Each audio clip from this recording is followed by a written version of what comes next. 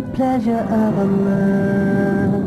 Oh, you who believe, read the Quran every night of Ramadan, night of Ramadan. Welcome, O Ramadan. It is Ramadan. It is Ramadan. Dear brothers and sisters in Islam and humanity, Assalamu alaikum wa rahmatullahi wa barakatuh. May the peace, mercy and blessings of Allah subhanahu wa ta'ala be on all of you. Welcome to the series Ramadan, a date with Dr. Zakir. I'm your host, Yusuf Chambers, and today we will discuss the topic acts permitted during the fast. Dr. Zakir. Assalamu alaikum wa rahmatullahi wa barakatuh. Wa alaikum assalam wa rahmatullahi wa barakatuh. And how are you today? Alhamdulillah. Allah barik fi. MashaAllah. This topic leads to quite a lot of confusion amongst our community, especially from where I come from. Many people abstain from certain actions which we will find out today during the course of the show are sunnah, and they are also recommended by Allah subhanahu wa ta'ala. So let's start with the question relating to one of those issues, I'm sure. The taking of a bath, bathing. Sometimes it is taken, the bath, in order to cool the body down due to climatic conditions, and other times it is taken to remove sexual impurity. Is this a permitted act during the fast? Alhamdulillah. Wassalatu wassalam ala rasulillah wa ala alihi wa sahbihi ajmain. Amma ba'd. A'udhu billahi minash shaitanir rajim. Bismillahir rahmanir rahim. Rabbi shrah li sadri wa yassir li amri wahlul 'uqdatam min lisani yafqahu qawli. As far as bathing is concerned, that is ghusl, whether it's done for religious fard, if you are in the state of junub, that's sexual defilement, or whether it is done to clean your body, to remove the dirt or you're feeling sticky, or whether bathing is done because you're feeling thirsty or you're feeling hot, whatever reason it's done for, as long as the person does not swallow water, the fast does not get invalidated. So bathing is permissible while fasting, and there are several ahadith to show that it's permitted. It's mentioned in Sahih Bukhari, volume number 3, in the book of fasting, hadith number 1926, that Aisha, may Allah be pleased with her, she says that the Prophet, he got up from his sleep in a sexually defiled state, in the state of junub, while he was fasting, and he took a bath and he continued his fast. That means bathing was obligatory here, because he had intercourse with the wife, so it was compulsory, and he bathed. Further, if you read Sunan Abu Dawud, volume number 2, in the book of fasting, hadith number 2359, Hazrat Abu Bakr, may Allah be pleased with him, he says that he heard a man saying that when the Prophet had gone to Al-Arj, and while he was fasting, he poured water over his head, because he was thirsty or he was feeling excessively hot. So even when you feel thirsty or you feel hot, you're allowed to pour water over your head or have a bath in the state of fasting. Furthermore, it's mentioned in Sahih al-Bukhari, volume number 3, in the book of fasting, chapter number 25, Ibn Umar, may Allah be pleased with him, he soaked his garment in water and he wore it. In the same chapter, Sahih al-Bukhari, volume number 3, in the book of fasting, chapter number 25, it's mentioned that Anas, may Allah be pleased with him, he says he had a tub of water in which he used to sit while he used to fast. So all these hadiths show us that taking ghusl, pouring water over your head, whether it be for religious purpose, whether it's fard, whether it's optional mubah, whether you're feeling excessively hot, whether you're feeling dirty, whether you're feeling thirsty, in the state of fasting, all these are permissible as long as you do not swallow water while having a bath. In the UK, Ramadan is about to enter the period of summer. And I know later on we'll be answering questions about Ramadan entering summer. The next question relates to a person that is swallowing his or her own saliva during the fast. Is this a permitted act? As far as swallowing the saliva is concerned, it is a normal act. It's a natural act. And today science tells us that there are several liters of saliva being secreted by the salivary gland every day. And it is normal, it's natural that the saliva, a human being gulps it down, he swallows it, and this can't be avoided. And Allah says in the Quran, in Surah Baqarah, chapter number 2, verse number 185, when it tells you that you should fast for the full month of Ramadan, and those who are ill on a journey, they can make up the period later on. Then it says, Allah subhanahu wa ta'ala wants to make it easy for you and does not want to put you in a difficulty. Allah says in Surah Hajj chapter number 22, verse number 78, Allah subhanahu wa ta'ala does not want to give you hardship in your deen, in your religion. So but natural, sin swallowing saliva is a normal act. And I know that some people keep on frequently spitting out, and I have some of my friends who do that thinking it's haram to swallow, and they keep on spitting. And imagine if you have to do it the full day, you cannot even offer your salah properly. Because when you offer salah, it takes a few minutes, and in few minutes also saliva gets gathered. So will you be concentrating on spitting the saliva out or on Allah subhanahu wa ta'ala? If you're reading the Quran, you'll have to keep on spitting outside, always. And I know some people who always keep maybe a container, always spitting out, not knowing the ruling. So if a person swallows the saliva, normal saliva which comes in the mouth, it cannot be avoided at all. Same way a person, when he breathes the dust, which a person goes to a city which is polluted, and there's dust particles, when you breathe that, and some of it goes in your lungs, or it goes, so it's all this is permissible, because this is a normal day-to-day act, and these do not violate your fast at all. What about cleaning the mouth and the nose with water whilst one feels just like refreshing the mouth, or in the middle of wudu? Is this a permitted act?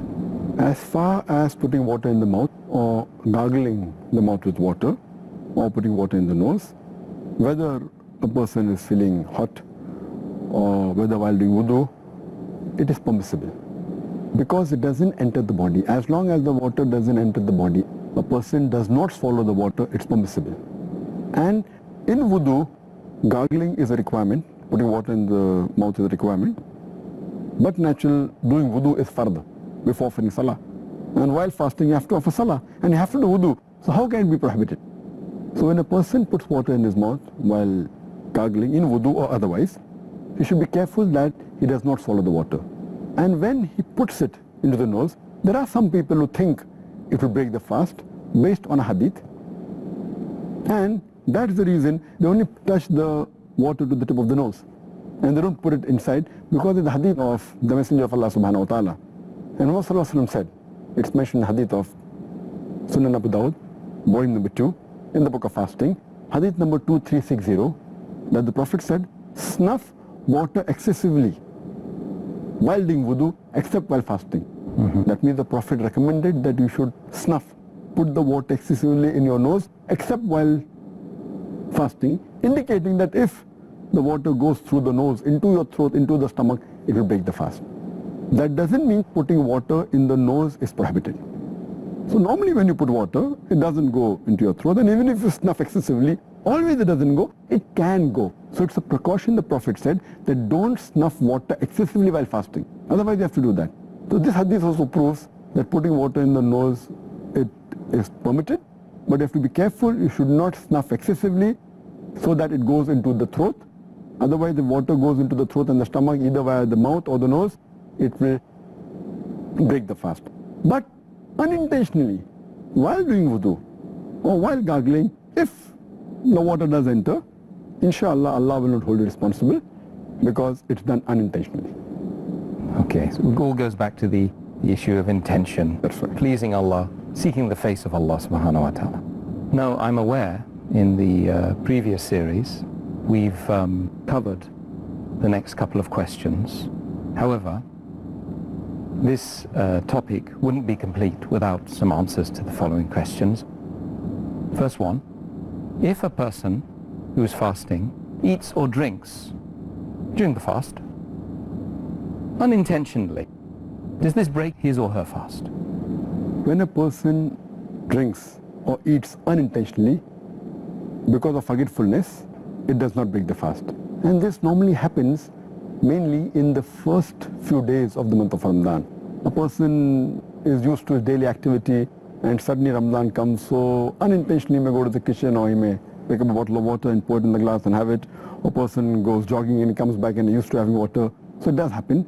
So based on the hadith of Muhammad sallallahu alaihi wasallam, which is mentioned in Sahih Bukhari, volume number 3, in the book of fasting, hadith number 1933, the beloved Prophet Muhammad sallallahu alaihi wasallam said that anyone who eats or drinks unintentionally, he has to complete the fast in the day. The fast is not broken, and whatever he has eaten or drunk, Allah has provided him with that. So if you drink unintentionally, the fast is not broken, but if you drink intentionally, then it is broken. And while drinking, if you realize, or while eating you realize, immediately you should stop, because then if you continue, it will be counted as though you're having it with intention. The moment you realize, you should stop it, and if there's some food in the mouth and you realize you're fasting, you should spit it out. But unintentionally, whatever is done, it is forgiven. What about in the case of a person that eats it and then maybe 15, 20 minutes later suddenly realize, you know, sometimes that has happened to me, suddenly realize, oh, subhanallah, I've eaten something. What an idiot. I mean, what's the... So then the hadith says that that food and drink, Allah has provided you with that. So to thank Allah. But it should be unintentionally done and out of forgetfulness. Yes. If it's done intentionally, Allah knows your niyyah. Yes. So you can fool the people, but not Allah subhanahu wa ta'ala. Ameen. Jazakallah khair. Dear brothers and sisters, we'll be back after a short break. It is Ramadan. Welcome to the show Ramadan, a date with Dr. Zakir. I'm your host, Yusuf Chambers, and today we are discussing acts that are permitted during the fast. Dr. Zakir, somebody is overcome with a sensation of nausea and they vomit during their fast. Does this nullify the fast? Is this something, can they resume their fast after the vomit has come out? Vomiting can either be intentionally or it can be unintentionally. And the beloved Prophet Muhammad said, it's mentioned in the Sahih Hadith, it's mentioned in Tirmidhi, in the book of fasting, Hadith number 720. Our beloved Prophet said that a person who vomits unintentionally, he should complete his fast and the fast is not broken. But the person who vomits intentionally, deliberately, then the fast is broken and he has to make up for the fast afterwards. And the same hadith is repeated in Sunan Abu Dawud, volume number 2, in the book of fasting, hadith number 2374, where the beloved Prophet ﷺ said that anyone who vomits suddenly, same thing unintentionally, then he does not have to atone for it. But if someone vomits intentionally, deliberately, he has to atone for it. But the person who does it deliberately, for example by sticking a finger in the throat, or by pressing the stomach, or deliberately smelling something which is nasty, or looking at food which will make him vomit, and he continues that, then it comes under the category deliberately done. So then his fast is broken, he has to make up for that. But if it comes unintentionally, no problem. But when the vomit comes, he should not swallow the vomit after it has reached the mouth. If he swallows the vomit after it reaches the mouth, it will nullify the fast. So when a vomit comes, he should see that the vomitus comes out. And if it's unintentional, it will not break his fast. Thanks for that. That's very comprehensive. Dr. Zakir, I feel that the next question, of all the questions that we've got to ask today, will perhaps shock quite a few people. The issue of a man and his wife, perhaps sitting on the sofa or some other place of comfort, and the husband delivers a kiss on the wife's face, let's say, or the lips of the wife. Is this an action which nullifies the fast or is permitted? While fasting, if a husband kisses the wife, or hugs the wife, or shows his love for the wife by kissing on the cheek, or the lip, or the hand, or hugs, or embraces, all these things are permissible as long as it does not encourage him to go into an act which is haram for fasting. And this is very well stated in the hadith of Muhammad sallallahu alaihi wasallam. It's mentioned in Sahih Bukhari, volume number 3, in the book of fasting, hadith number 1927, that Aisha, may Allah be pleased with her, she says that the Prophet used to kiss and embrace his wives while fasting. But he was the best amongst you to control himself. That means the Prophet had the power to control. Similarly, it's mentioned in Sunan Abu Dawud, volume number 2, hadith number 2379, that Umar, may Allah be pleased with him, once, while fasting, kisses his wife. Immediately he feels sorry and he goes to the Prophet and he says that, "Oh Prophet, I have sinned against you and Allah." So the Prophet says that, "What have you done?" He says that while fasting I have kissed my wife. So the Prophet asks him that when you gargle or rinse your mouth while doing wudu, does your fast break? So Umar, may Allah be pleased with him, he said no. So why bother? Indicating to him that you can kiss and embrace your wife. Furthermore, there's a hadith which is mentioned in Musnad Ahmad, volume number 2, hadith number 6739. One of the Sahaba, he narrates that a young man comes to Prophet Muhammad sallallahu alaihi wasallam and asks him that, "Can I kiss my wife while I'm fasting?" The Prophet says no. Later on, an old man comes to the Prophet and asks him that, "Can I kiss my wife while fasting?" And the Prophet says yes. So the Sahaba look amongst themselves that how come the answer is differing? Then the Prophet replies that this man can control himself. So the basic ruling is that if a person knows that he can control himself after kissing or hugging his wife, and is sure that it will not lead into an act which will nullify the fast. For example, it will not lead into a sexual intercourse or will not lead into ejaculation. As long as he can control himself, kissing and hugging is permitted. If he cannot control himself and he fears that he will go into the act which will nullify the fast, like intercourse or ejaculation, then it is prohibited for him. So the answer is yes, but it comes with an Islamic health warning. That's right. Okay. The next question, which is not unrelated to the last one, can a man approach his wife during the month of Ramadan in the evening after the fast had ended? Previously, when fasting became fard for the Muslims, as Allah says in the Quran in Surah Baqarah, chapter 2, verse number 185, that Ramadan is the month in which the Quran was revealed as a guide for humankind and giving you signs of guidance and judgment between right and wrong. And then it says that so whoever witnesses this month, he should fast. So when it became fard for the Muslim the first time initially, the full month of Ramadan, at that time it was the law that approaching your wives, having a sexual intercourse with your wife for the full month of Ramadan, whether it be day or night, was prohibited. And it's mentioned in the tafsir of Al-Qurtubi, volume number 2, page number 210, that Umar, may Allah be pleased with him, once he spends a lot of time with the Prophet and leaves the Prophet at night and comes to his house, and when he reaches the house, he has the urge to sleep with his wife and he has intercourse. When he gets up in the morning, he is ashamed and he goes to the Prophet and says that I have sinned against Allah and you. So the Prophet says, why? Because I slept with my wife. My soul urged and went towards my wife and I slept with her and had intercourse with her. The Prophet said, did you really do that? Hazrat Umar, may Allah be pleased with him, said, yes, And Hazrat Umar says that, can you find a pardon for me? And then Prophet Muhammad says, no one besides Allah can pardon you. He is the only one who can show you the way. And immediately the verse of the Quran of Surah Baqarah, chapter number 2, verse number 187 was revealed. It says that you can approach your wives during the nights of the fast. Hunna libasul lakum wa antum libasul lahunna. Because they are your garments and you are their garments. And then the verse continues that, and Allah knows what you used to do secretly in the nights with your wives. But Allah has forgiven you. And from now onwards, you can approach your wives. And you can take what Allah gives you, the offspring from them. And you can eat and drink till the white thread of dawn is distinct from the black thread.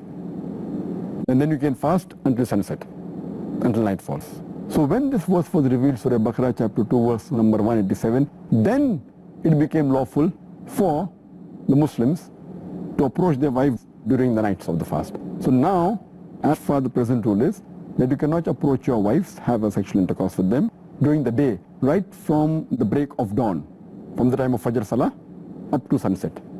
But immediately after sunset, up to just before the break of dawn, your Fajr Salah, you can approach your wife and it's lawful and you can have a relationship with them. Wonderful. Well, that was a reiteration as well, because of course we covered that during the history of fasting. Right. However, it's good to reiterate it, and I don't think any point can be laboured in Islam, really. Another question for you is regarding a person who has a wet dream during the day whilst he's fasting. Is this an act which would nullify the fast? Is it permitted for a person to have a wet dream during the day whilst he's fasting? If a person has a wet dream during the day while having a fast, maybe offers Fajr Salah and he sleeps and he has a wet dream, it is involuntary.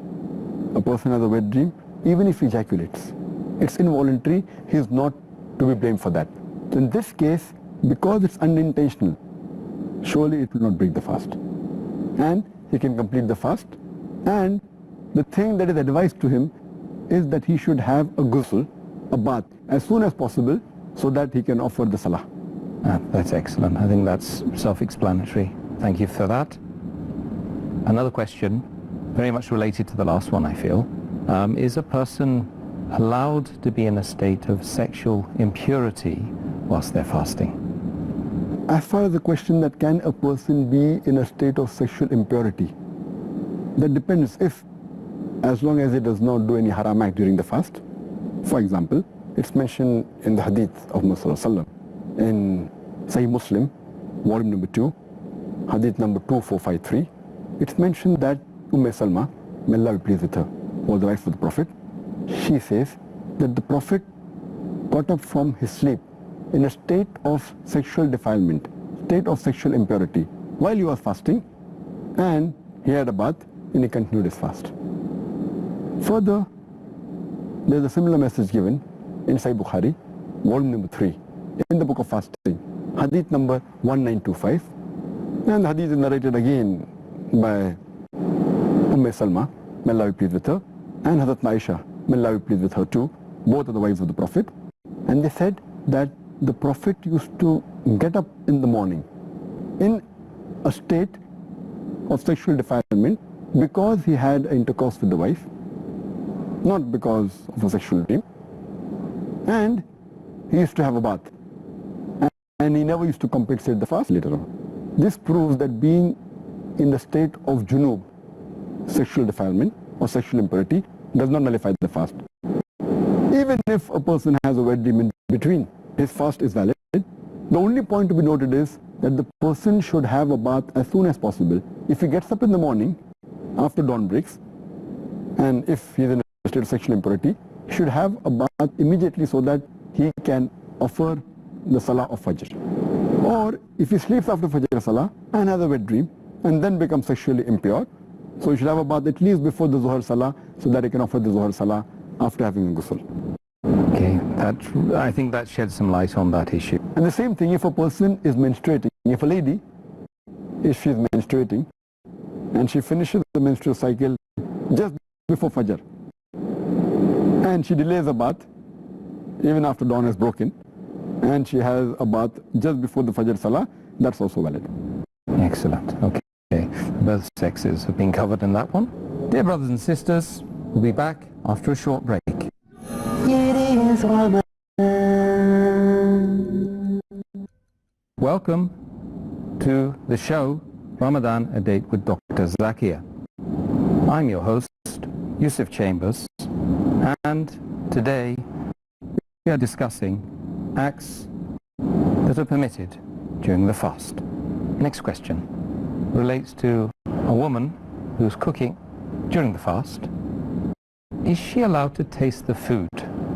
As long as the person who's cooking the food, whether it be a gent cook or lady cook, there's a hadith in Sahih Bukhari, volume number 3, in the book of fasting, chapter number 25. It says Ibn Abbas, he narrated that tasting food from the pots or meals, it does not break the fast. This is a mu'allaq hadith of Bukhari, but it is connected along with Sayyid ibn Shayba and Bayhaqi, and the chain goes on. It makes it Sahih, and it says that Ibn Abbas, may Allah be pleased with him, he says that tasting vinegar and food while fasting.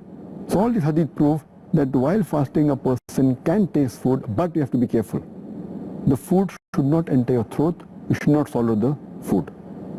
And that is the reason the scholars say that if it's required, you should do it. Otherwise not. For example, Imam Ahmad ibn Hanbal, he says that tasting food is makruh, unless it's a necessity. Same with Shaykh ibn Taymiyyah. He says that it is makruh unless it's a necessity. And while it's a necessity, if a woman is cooking food, she has to place the food on the tip of the tongue, so that she realizes whether the food is sweet or salty, and then she should spit it out. She should not swallow it. So that will not break her fast. Or if a mother wants to give food to the baby, and the only way she can give is by chewing it. So she is permitted to chew the food and then give it to the baby, but care should be taken that they should not swallow any particle of the food. She should spit it out. So these are necessities where it's permissible to taste food, but unnecessary. Just because you're feeling hungry and you taste it, it's makruh, though it will not break the fast. Makruh is discouraged. It will not break the fast. But otherwise, for a necessity, it can be done, but care should be taken. It does not go down the throat. It should not be swallowed. After tasting, the food should be spat out. Okay, I'm glad that you corrected me in a way and said we're not gender specific, because of course we know that men do cook and they should be encouraged to do so as well. Dr. Zakir, relating to the application of al-kuhl or black eyeliner, as we know it is sunnah, it is a sunnah of the Prophet Muhammad sallallahu alaihi wasallam. May Allah bless him. Is it something which is permitted during the fast? As far as putting alcohol, in our country, India, it's called a surma, or black eyeliner, it's sunnah of the Prophet. And we get in the hadith that Anas, may Allah be pleased with him, he used to always stay with the Prophet, he used to cook his food also, and he used to put this alcohol. And Prophet never prohibited him, even when he put during fasting. So this proves that putting alcohol does not break the fast, it is permitted. And even when you put any eye drops or ear drops, even if the ear drops or eye drops, after a certain time, you can feel the taste in the throat. According to most of the scholars, it does not invalidate the fast, because that is not the normal passage of food. And eye drops, these are medicine, they aren't food. And there are times that, because you know that, being a medical doctor, the ears, nose and throat, they're connected, known as ENT. ENT, ear, nose, throat. So when you put eye drops, even the ear drops, nasal drops, there are chances after some time it may go into the throat and you may feel the taste. If in the nasal drop, we should throw it out. But ear drops and eye drops, you feel the taste. According to most of the scholars, it does not break the fast. But there are some scholars who say that if it reaches the throat, it will nullify the fast. But the right ruling is that because it's not the normal passage for food and drink, according to most of the scholars, it does not nullify the fast. And if someone who's has a doubt, the best for him is he delays putting those nasal drops after sunset, so it's absolutely safe. But the right ruling is that even if you put a nasal drop or ear drop, it does not break the fast. Does the same apply for attar or perfume? You mean wearing perfume? Yes, wearing perfume. For instance, if you're going to apply perfume before or during the fast, is the ruling the same?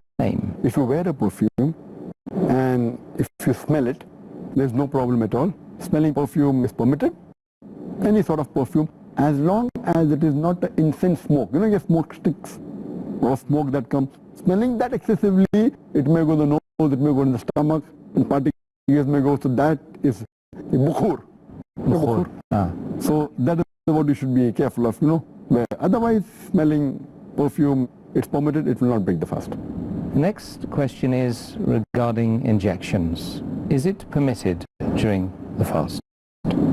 As far as injections are concerned, there are different types of injections. It can be intravenous injection, it can be intramuscular injection, it can be subcutaneous injection. But the injections can broadly be classified in two types. One type of injection which gives a person a nourishment, which is equivalent to giving food. For example, if you take an intravenous glucose, the people who have excessive dehydration, etc., and cannot take food by the mouth, so normally the medical treatment is giving intravenous glucose. This is sort of nourishment. It is equivalent to giving food. This will break the fast. But if it's not a nourishment, if it's only a medical treatment like insulin, it can be subcutaneously, or it is penicillin, all these medical treatments which are not nourishment to the body, are not somewhat like food, these can be given during the daytime and the fast will not break. Though there are some scholars who say that it's makruh or discouraged, it's preferable if it's taken after the sunset, but the right ruling is that it does not break the fast because it's not any sort of food. Okay. In terms of medical treatments, whilst one is fasting, such as nasal drops, sublingual tablets to be used under the tongue, or medical investigations where things are inserted into your body, are these things permitted during the fast? There are a variety of treatments and investigations. The list is long. We can have a full episode on this. Time will not permit us to discuss all this. I'll just mention a few which come to my mind. As far as sublingual tablets are concerned, they are normally taken for angina. The person has a heart problem, he takes it. This sublingual tablet is kept beneath the tongue. It is not supposed to be swallowed. And it is not a sort of food or nourishment. It gets absorbed and the treatment is done. So because of this ruling, it does not break the fast. You should not swallow the tablet. It goes subcutaneously, it gets absorbed without going to the throat. If you use nasal drops, as long as the nasal drop does not go to the throat and to the stomach, it's permitted. If you put ear drops, also it's permitted, as I mentioned earlier. Or if you syringe the ear, even that's permitted. As far as investigations are concerned, if you do a pervaginal investigation, whether you insert a finger or you insert an instrument, it's permitted. Or for treatment, if you insert a vaginal pessary or you insert a gouge or any instruments, it's permitted. If you insert an instrument in the uterus or any device known as IUD, intrauterine device, or you insert a catheter for investigation, oroscope, all these are permitted. Even if you insert in the urinary tract, that is the urethra, a catheter, or inject a dye for doing an investigation, it does not break the fast. Similarly, if you take any injection, as I mentioned earlier, subcutaneous or intravenous or intramuscular, as long as it is not a nourishment for the body, it's no nutrient for the body, it doesn't substitute the food, it's permitted. If it's a substitute, it breaks the fast. Furthermore, if you take a little bit blood from the body for testing, that doesn't break the fast also. And if you apply certain creams, maybe cream or lotion or medical ointment on the skin, and it gets absorbed by the skin, this too does not break the fast, and it is perfectly permitted. And if you take other treatments, like for example, if you do a laparoscopy in which there is a small insertion made on the abdomen, and insert a scope, whether for investigation or whether for treatment or for a surgery, it's permitted. If you do gastroscopy, insert a scope into the stomach, as long as you do not put in some fluids or some nourishment, it's permitted for investigation. If you put an instrument in the spinal cord to examine the spinal cord or to see how the brain is functioning, all these are permitted. If you do enema, even that's permitted. And you can go on and on, as long as the basic rule is that it should not enter the body through the mouth or through the nose, or it should not be a nourishment. Otherwise, if it enters any other part of the body, any instrument, whether it be the urethra, whether it be the uterus, whether it be the vagina, all these things, as a basic rule, it does not break the fast because it is not giving food to the body, and this is not the normal passage for food for the body. All these are permitted. I think the fact that the other things are permitted will put a lot of people's minds at rest during this coming Ramadan and Ramadans to come, inshallah. Dear brothers and sisters, we'll be back after a short break. It is Ramadan. It is Ramadan. Welcome to the show Ramadan, a Date with Dr. Zakir. I'm your host, Yusuf Chambers, and today we are discussing acts that are permitted during the fast. Dr. Zakir, what is the ruling regarding issues of doubt when one has doubts over concerns that they have over things that they may be doing during the fast? What should one do? How can we apply a golden set of rules to the doubt? As far as when a person has a doubt, the act he is doing, is it permissible or not? Or if he has a doubt that it will break the fast, the best is, when in doubt, leave it out. When a doubt comes, the best is to abstain from it, lest it may have been prohibited.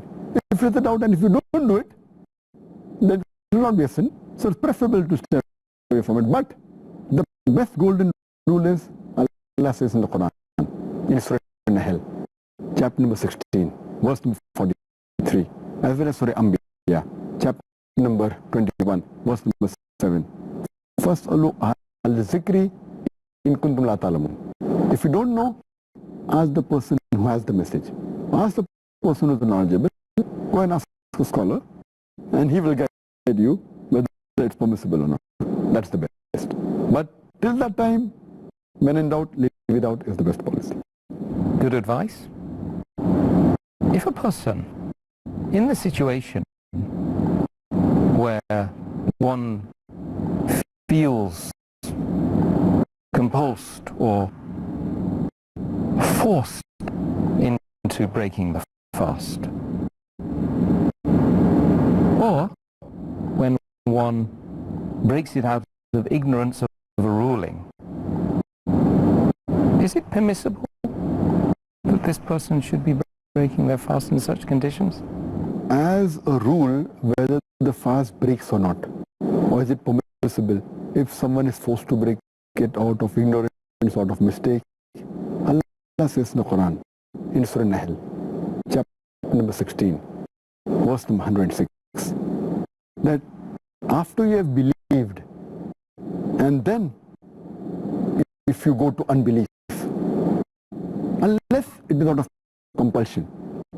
That means even if you do shirk out of compulsion, as long as in your heart there is taqwa, fear of Allah, then it's permissible. So if someone forces you something which is not allowed and it breaks the fast, then you're responsible for that. As far as the general ruling is concerned, our beloved Prophet Muhammad Sallallahu Alaihi Wasallam, he said, it's mentioned in Ibn Majah, volume number 3, hadith number 2043, as well as 2045. He said that Allah subhanahu wa ta'ala has excused my ummah from mistakes, from forgetfulness, and from that which is forced on them.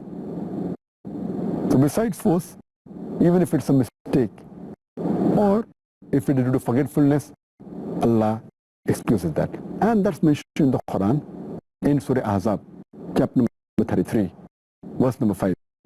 That if you do it out of mistake and don't intend doing it, then Allah will forgive you. And Allah also mentioned in Surah Baqarah, chapter number 2, verse number 286, where we pray to Allah subhanahu wa ta'ala, our Lord, please do not hold us responsible for our mistakes and forgetfulness. So basically, the things that break the fast, whether it be eating, drinking, intercourse, etc., all of this, there are 4 criteria to be looked into. If it's done by force, under compulsion, then you are responsible. If someone forces something on you, you are responsible. Allah will hold you responsible. Number 2, if it is done out of mistake, for example, a person, he has suhoor, and he thinks yet dawn hasn't come, and he continues eating. It's a mistake. The moment he realizes, he stops eating. So that's a mistake which Allah will forgive. Or someone does something out of forgetfulness, like a person eats or drinks water while fasting unintentionally, out of forgetfulness, then Allah forgives you and the fast is valid. And the 4th thing is that if he does out of ignorance, because he was not aware of it. For example, if a person doesn't know that vomiting deliberately, vomiting intentionally breaks the fast, and because he has uneasiness and he puts the finger in his throat and vomits out, then it is out of ignorance of the ruling. Even that Allah will forgive, inshallah. So these 4 categories, because Allah subhanahu wa ta'ala does not want to overburden us, and our Prophet said that if these are the case out of ignorance, out of mistake, out of forgetfulness, if someone has a compulsion, all these things, inshallah, Allah will forgive you. That's the mercy of Allah subhanahu wa ta'ala. Indeed, Dr. Zakir, it's clear to me, and I'm sure it's clear to the viewers, that Allah's mercy overcomes His wrath. Allahu Akbar. Subhanallah. Well, we've come to the end of the interview stage. Now, I'd like to turn to our viewers' questions Inshallah. on the topic. Inshallah. So, without further ado, I have a question from one of the viewers. If a person is suffering from asthma, can he or she utilize using treatments like oxygen vaporizers and other oral tablets? As far as a person who's taking treatment for asthma, there are different types of treatments taken for a person suffering from asthma. It can be puffers, it can be oxygen, it can be vaporizers, it can be tablets and capsules. In short, when a person uses a puffer, the gas goes by force into the lungs, expands the lung. And in no way does it break the fast because it's mere gas going to the lungs. It's not a food, it doesn't go into the stomach, and it's only gas, so it does not break the fast if a person uses a puffer. As far as oxygen is concerned, that too, it's inhaled, goes in the lungs, comes out. So oxygen per se also does not break the fast, does not invalidate the fast.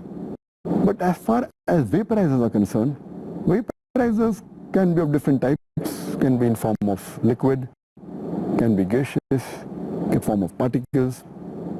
And this medicine is put in a container, and once the button is pressed, the pressure which comes, and by pressure it enters into the lungs, and it may be through a nozzle, can be through a mask, but when it enters the lungs, there are high chances that there are particles which may even go into the stomach. So that's the reason most of the scholars say that vaporizers as a treatment for asthma, it will break the fast. As far as capsules are concerned, the capsules, they contain the medicine in the form of a powder. It has a covering. Once you put in the container, and when the pressure is released, it comes out by force. But this too can enter the stomach, the particles. So even using these capsules as a treatment of asthma, it will surely break the fast. So only two things which are permitted as far as the person is suffering from the disease of asthma is puffers and oxygen. This will not break the fast. Another question from one of our viewers. Is it permissible to use toothpaste whilst fasting? As far as using toothpaste is concerned, most of the scholars say that using toothpaste is permissible, including Sheikh bin Baz. May Allah have mercy on him. He says that using toothpaste along with toothbrush is like using siwak. And the Prophet has never prohibited using siwak. It's perfectly alright, it doesn't break the fast. But if you be careful that you should not swallow any of it. The swallowing any part of the toothpaste is forbidden. That there is some scholars say it's makruh, thinking, oh, if someone has toothpaste that has a strong taste and someone will swallow. So that is the reason some say it's discouraged. But the right ruling is that as long as you're careful that you don't swallow any part of it, you can use a toothpaste and a toothbrush. It does not nullify your fast. Okay, excellent.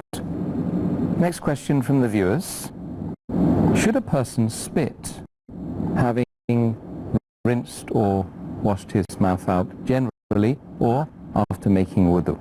Normally when people fast, there are some people who think that after you gargle your mouth with water or rinse your mouth with water, then they should spit out because maybe some water will be followed.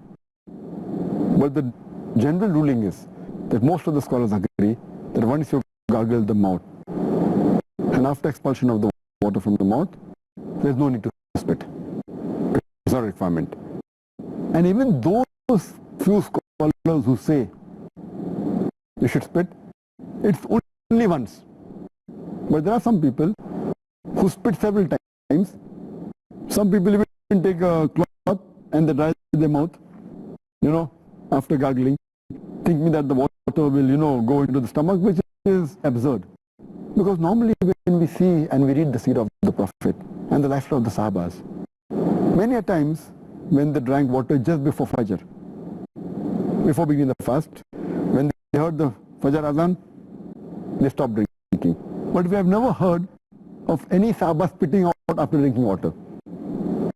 If you have to spit while gargling, the people when they have water just before starting the fast at the end of the suhoor, when they heard the azan, surely some hadith would have said that the Sahaba they spat.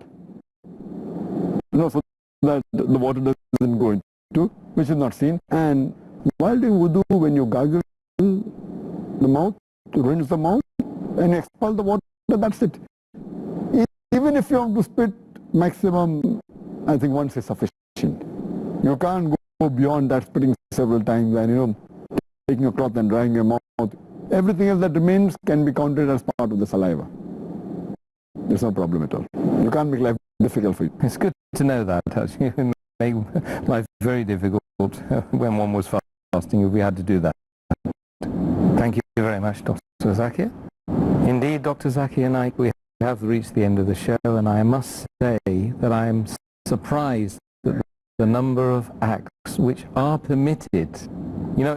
It's often the case that you feel when you're mixing with the brothers and sisters, Islam is all about no, no, no. It's actually about yes, yes, yes. I'm so glad. Only a few knows. A few knows. But alhamdulillah, it's been enlightening and very enjoyable as well. I must say, brothers and sisters, I'm sure that you will agree with me. And I request you once again to encourage your friends, even if they are brothers and sisters in humanity as opposed to in Islam, to join us tomorrow at the same time when we will be discussing acts recommended and discouraged whilst fasting. So do join us. Assalamu alaikum wa rahmatullahi wa barakatuh. حافظين ذاكرين